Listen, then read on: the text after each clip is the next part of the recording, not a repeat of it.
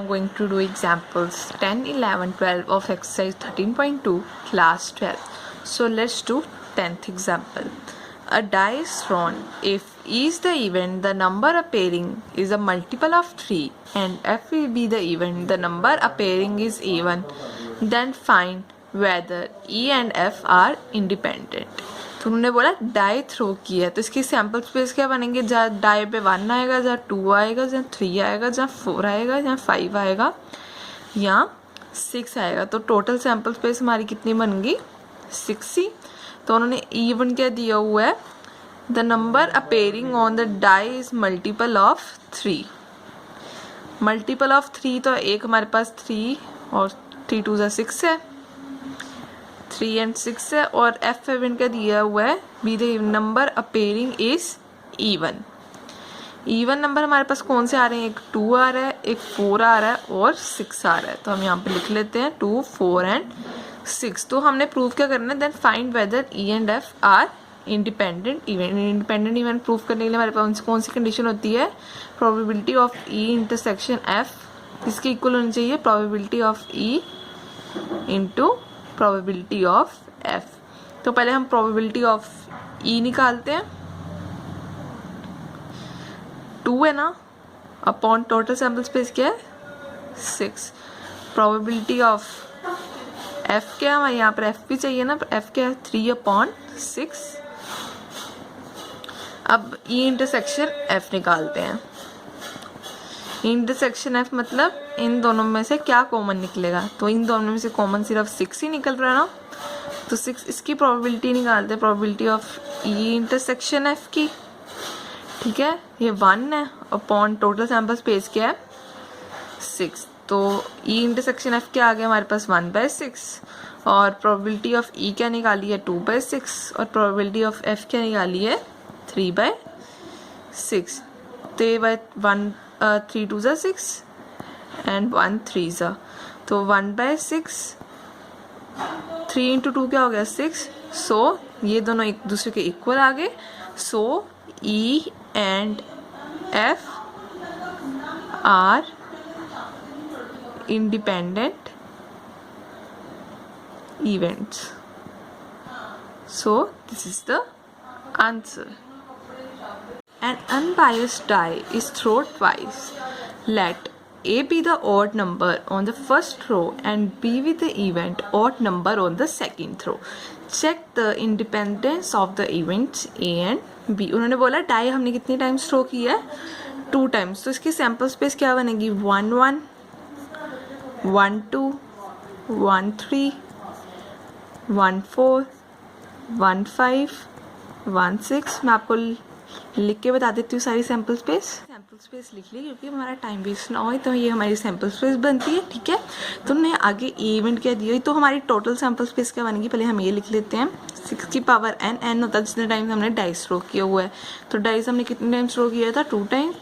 3 2 6 को 2 बारी मल्टीप्लाई करेंगे तो 36 आएगा. ये हमारी होगी टोटल सैम्पल स्पेस. अब उन्होंने इवेंट क्या दिया, odd number on the first throw. Odd number on first throw. ठीक है, उन्होंने बोला odd number on the first throw. तो फर्स्ट थ्रो पे ये भी हमारा ऑड नंबर आ रहा है तो इसे भी लेंगे. मैं क्रॉस के साथ यहाँ पर भी आ रहा है ऑड नंबर, यहाँ पे भी आ रहा है, यहाँ पे भी आ रहा है, यहाँ पे भी आ रहा है और यहाँ पे भी आ रहा है ना. और यहाँ पर देखो ये फर्स्ट थ्रो पे हमारा इवन नंबर आ रहा है तो हम इसे नहीं लेंगे. यहाँ पर भी फर्स्ट थ्रो पे इवन है, ये इसे भी नहीं लेंगे. यहाँ पर फर्स्ट थ्रो पे हमारा ऑड नंबर आ रहा है, यहाँ पे भी ऑड नंबर है, यहाँ पर भी ऑड नंबर है, यहाँ पर भी ऑड नंबर है, यहाँ पर भी ऑड नंबर है. हमने सेकेंड थ्रो वाला नहीं देखना, ये हमारा फर्स्ट थ्रो वाला, इसलिए ये ऑड नंबर है तो इसे क्रॉस लगा लेती हूँ.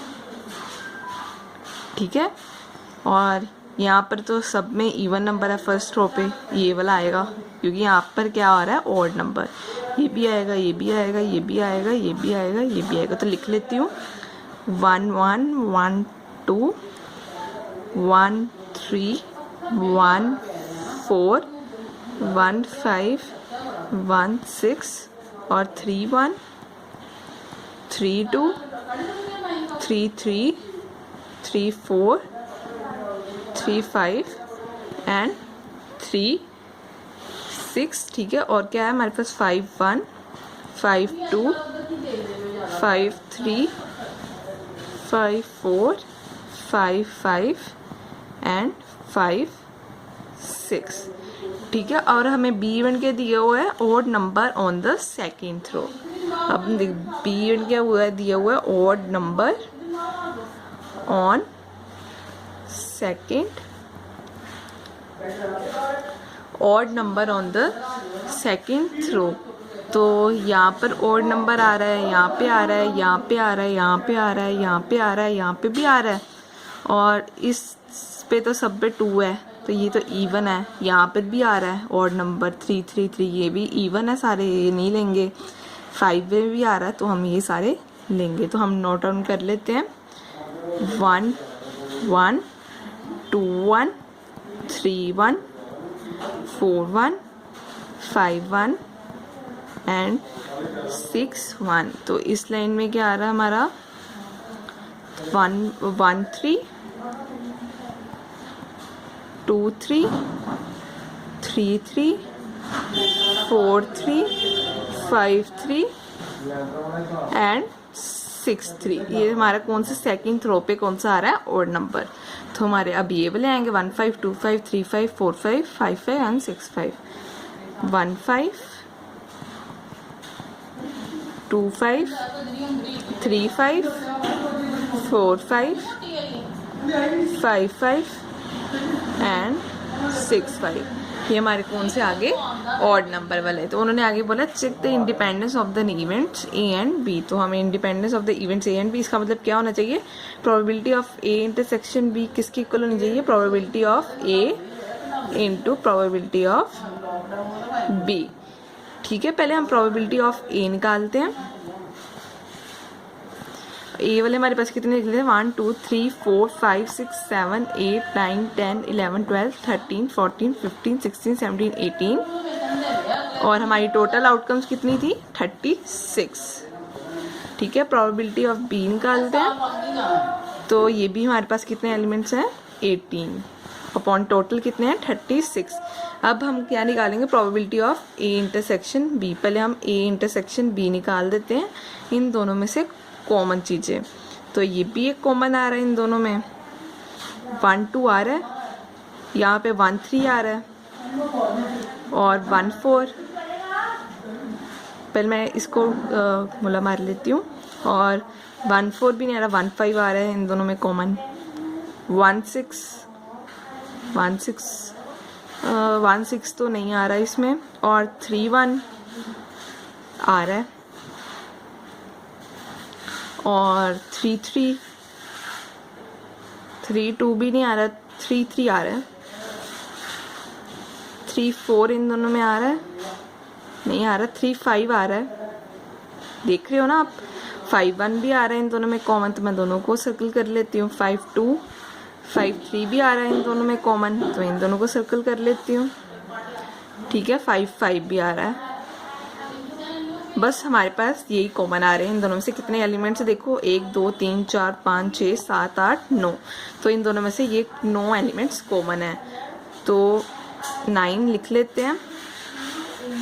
इसकी probability of A intersection B क्या आएगी, 9 अपॉन टोटल कितने आउटकम्स थे 36। तो probability of A intersection B क्या हमारे पास 9 अपॉन 36, ठीक है ना, equals to probability of A क्या है हमारे पास 18 अपॉन 36, और प्रोबेबिलिटी ऑफ बी क्या है 18 अपॉन 36।